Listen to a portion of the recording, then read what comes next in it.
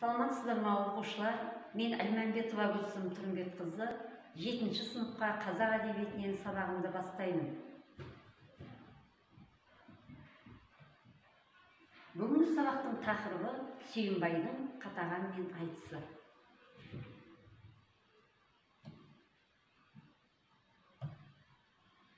Сабақтың мақсаты әдеби шығарма сюжетінің құрамдас бөлшектерін талдау, әдеби шығармадағы эпизодтар мен бейнелерді салыстыру. Айтыс тартыс пен қақтығысқа, суырып салмалыққа құрылған ауыз әдебиетінің жанры.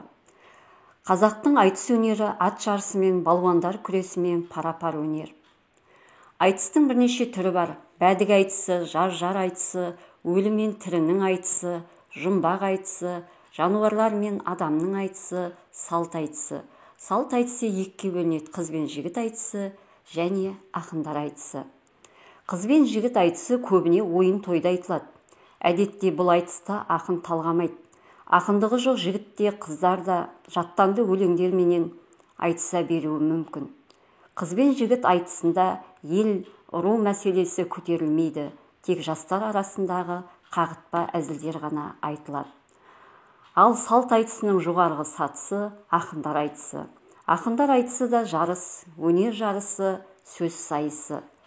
Бұл айтыста бұрын әр ақын өз елінің, не өз руының атынан сөйлеп, жақсылары мен жайсаңдарын, батырлары мен басшыларын мадақтаған. Ал қазіргі ақындар айтысында әр ақын өз облысының немесе ауданының, ауылының атынан шығып айтысқа түсетін болған.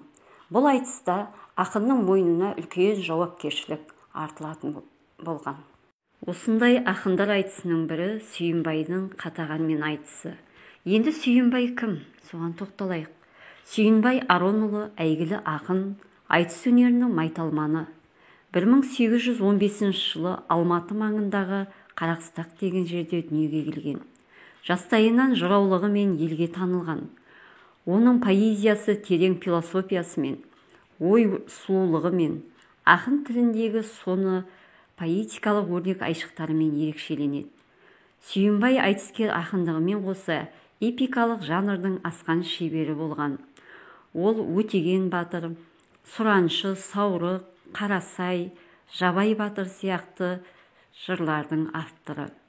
Мұхтар Әуезов Сүйінбайдың айтыстағы өнеріне жоғары баға беріп, оны айтыс өнерінің алтын діңгегі деп атаған. Енді Қатағанға тоқталайық. Қатаған кім?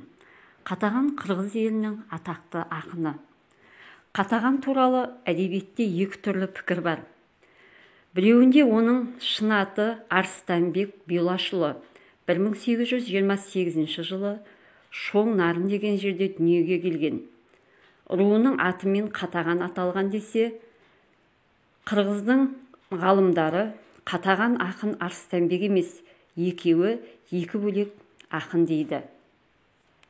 Сүйінбай айтыстың асқан шебері және қазақ пен қырғыз еліне өткір тіл, озық ойымен танылған ақын. Оның Тезек төремен, Қарғамен, Қаңтарбаймен, Уәзипамен айтыстары сақталған. Көптеген айтыстарының ішінде қырғыз ақыны Қатағанмен айтысы ерекше орын алады. Бұл тынысы кең, өрелі айтыс. Сүйінбайдың айтыс өнерінде атағын шырқау биікке көтереді. 1847 жылы қырғыздың Шонжар манабы Орманхан шешесіне ас береді. Бұл жиынға қазақтың Тезек төре, Бөлтірік шешен бастаған игі жақсылары барады. Астың ақындарсыз өтпесін білген ақын жанды Тезек төре елге таныла бастаған Сүйінбай ақынды ерте барады. Осы аста Сүйінбай Қатағанмен кездеседі. Сүйінбай Қатағаннан уәжінің дәлелділігімен, молдығымен басым көрінеді. Қарсыласының осал тұсын дәл тауып, айтқыштығымен және шындық сөзінің қуаттылығымен, бұлтартпас айғақтарының көптігімен мерейі үстем түсті. Енді бірінші тапсырмаға назар аударайық. Айтыс сюжетінің құрамдас бөлшектерін талдау. Мына берілген сұрақтарға жауап беріңіз. Сүйінбай не себепті қырғыз еліне барды? Сүйінбай ол жерде кіммен кездесті? Неліктен Қатаған Сүйінбайдан жеңілді? Сүйінбай мен Қатағанның айтысы қандай айтысқа жатады?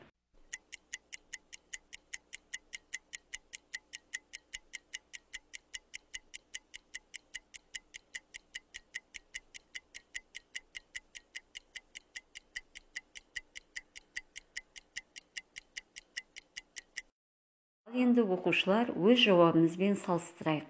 Сүйінбай не себепті қырғыз еліне барды?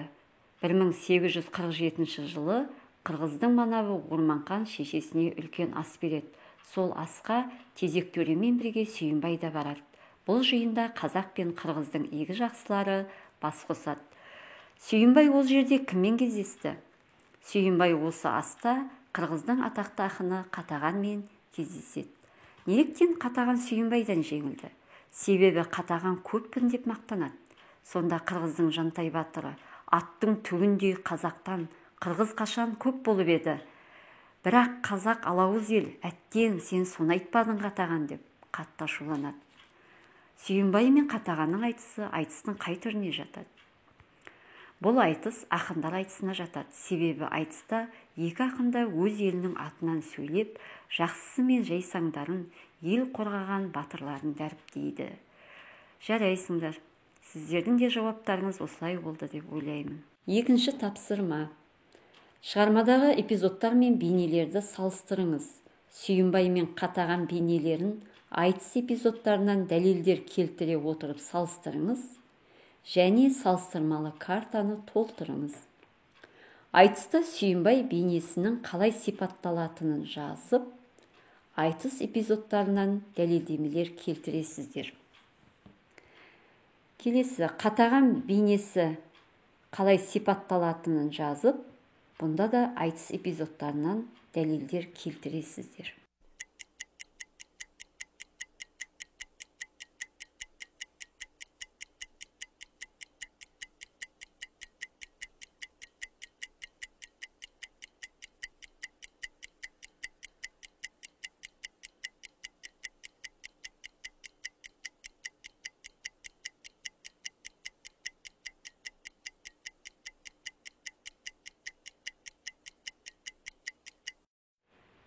Екінші тапсырма бойынша жауаптарыңызды салыстырып, өзіңізді тексеріңіз.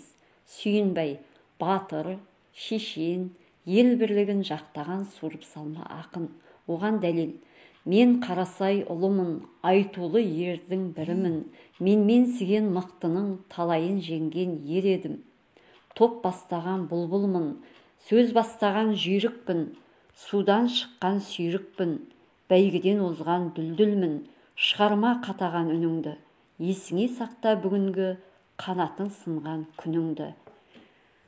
Қатаған: тәкаппар менмен. Оған дәлел: Сүйінбай, тоқтат енді сөзіңді, ақынмын деп ойлайсың мен тұрғанда өзіңді. Сүйінбай, сені жеңемін, Құдайға да сыйынбай, жағыңды жаппай келгеннен қоздырдың менің жынымдай. Жарайсыңдар балалар, сіздердің де жауаптарыңыз осылай болды деп ойлаймын. Бүгінгі сабағымызды бекіту мақсатында мына тапсырманы орындайық. Сүйінбайдың Қатағанды жеңу себебін анықтаңыз.